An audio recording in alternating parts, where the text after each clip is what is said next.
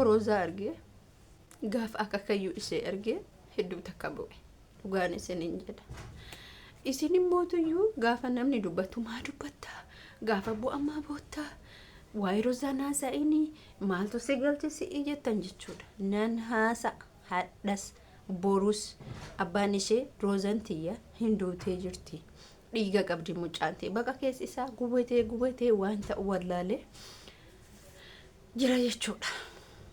Gaafa viidiyoo akkoo isii kana argitu viidiyoo kana asirratti argitan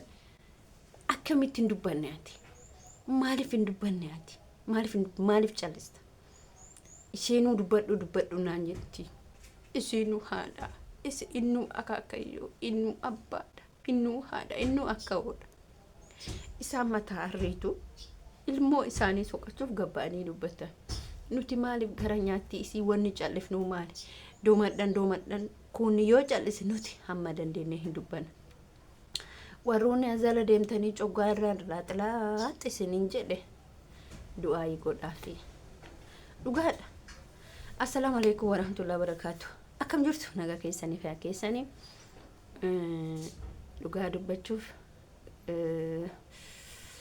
wannan jedhuun qabu. Sita cittoon qaddamoo nan haasa'a. Way yaa rabbii kiyya. Gaafan ani waa'ee ishee dubbadhu gaaf waa'ee Rozaa dubbadhu gaaf viidiyoo isaanii argu mirikoo bitbit ayna jedha. Bakka mammaan ija koo dhaabbattu ganama hadha viidiyoo isaanii ilaalee gaafa viidiyoo isaanii ilaalee hojjedhu hedduu takka garana nyaatte. Sababni isaallee maaliif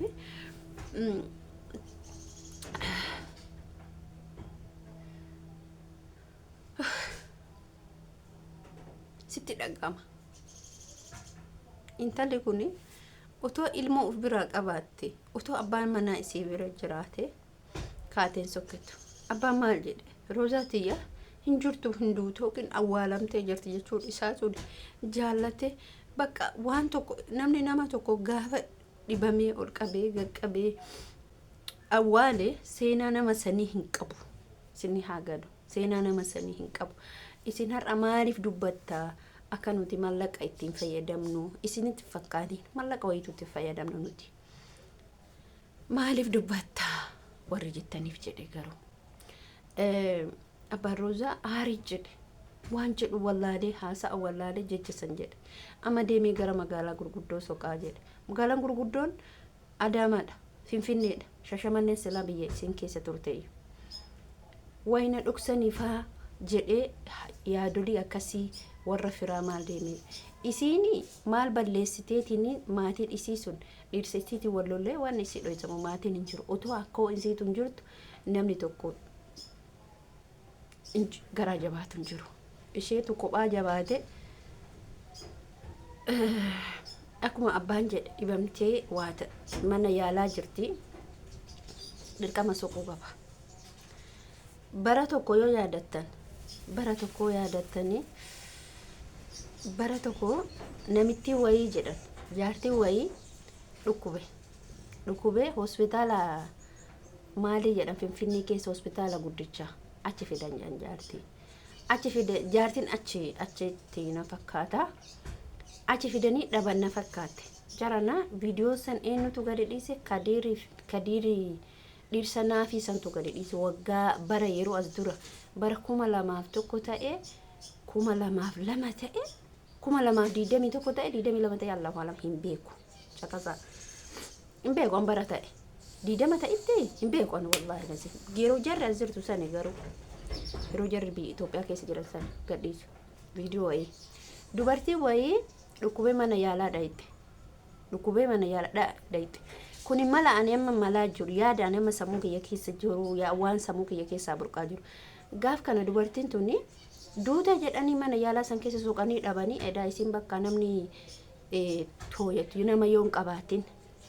garuu warruma fide na fakkaata erga si duuti jedhanii abbaa manaa isillee hin fuune waggaa 3 teette jedhan wanta dubartiin tuni mana yaalaa Finfinnee keessa eenyunni Haayila Maariyaam Kaadaama kanase ana kata mana barumsaa wayite ana kata imbe ko mana barumsaa jedha dhifama mana hospitaala guddaa wayite Finfinnee keessatti gaaf kan lakkaa jaartiin hin duune achuma keessa jirti jechuudha isiin hin duune achuma keessa jirti waggaa 3 jechuudha waggaa 3 mana yaalaa san keessa turte gaafa turtu gaaf kaanii carraan ani naafi nakitti wanna kadir naafi sun akitti argen beeku hospitaala sanii arge gaaf kaanii jaartiin lak injirti induune injirti jaartii san fuudhanii kaduuta jedhanii fi kaaya baasanii fi qalanii fi bu'anii fi gosti bootte fi dhirsi boofi ilmaan isii bootte fi kaayas baasanii maal jedhan bakka jiraamete jaartiin garuu ni jirti jaartiin ni jirti gafkaani fuudhee mucaan suni geggeesse viidiyoo hin jira haga maalitti dubbiin soba yoo jekan jettan taate viidiyoo naafi inda kadir jedhu san jala dhaqataa laala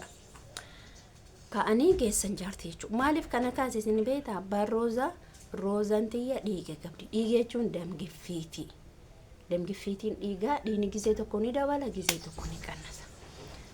amma maal isiniif fakkaatu amma jechuudha geessaniif ani amma maaliif kana jedhe isinii galee wanani kana jedheef roozaan tarii way mana yaalaa seentee yookiin immoo wanni kun isii qunnamee karatti kuftee bakka ani yaanni kiyya kana hospitaala irra deemanii soquudha ijibbaata ga'uudha suuraa isiitiin viidiyoo isii gammadna godhanii dhaqanii mana yaalaatti irra deemaniidha malee anamma roozaan daa'imummaa baddee yeroo ijoollummaa isiitu abbaa isiitu soqu asii kaatee yaman deemte amma immoo biyya isii keessatti baddee kanarraa qabanii mana hidha la miti hin banne rakkoon nama jedhu kunis jiraachuu danda'a wanni nu hafe amma namoota gurguddoo kan amma gara Finfinnee deemee gara Adaamaa deemee soqalloo jedhu hospitaala garagaraa deemanii soquudha malee ani mucattiin baddee hamma ammaa kanatti mana yaalaa jirti baddee dhukattee isii ukkaamsan hin jedhu waa tokko isiin ukkaamsa amma mana yaalaatti ijibbaanni mana yaalaatti kana malee haadha isii gaafa duraa Ameerikaa deemuuf carraa guddaadha sadarkaa guddaarra jirtu guddaa rabbi wallaalummaan isiitii taphatee gizee san jechuudha akkoo isiitii qabxee wallaalummaatti taphatee bara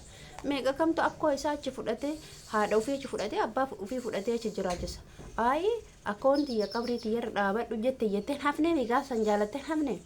haadha moo rakkoo akkamtu isii akkatti udoo maatii isii beektu isii teessisa miti rakkoon isii amma mana yaalaa keessa soquudha kuni wanna beekamaadha nagaa irratti intalli kun akkatti teetti Allahu aalam ani keessa harkan qabu isii amma falti abbaa maltis abbaa hospitaala deemee soysiisuu waraqaa isii maxxansee bakka jiranitti xiqqaa guddatte mucatti kana nu eeyaa jechuudha namni Adaamaa keessayyuu namoota hedduu isii beeka gizee sana ta'aa turte miti suurama isii bakka yookiin bilbila irratti yookiin immoo waraqata maanu bakka isa dhuma malee hospitaala roota malee dhokatte yoo biyyaa hin ba'in dhokatte